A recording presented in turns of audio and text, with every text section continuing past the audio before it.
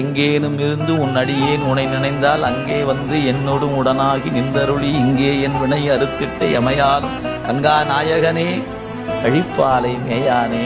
அவங்க நினைச்ச இடத்துக்கு அவரு வந்துட்டார். அதுக்கு பேர் தான் சன்னதி.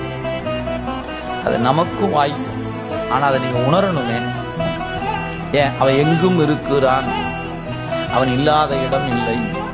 எனவே நான் இப்ப நினைக்கிறேன் பெருமானே அப்படின்னு நினைச்சா நாம் இருக்கும் இடம் சன்னதி.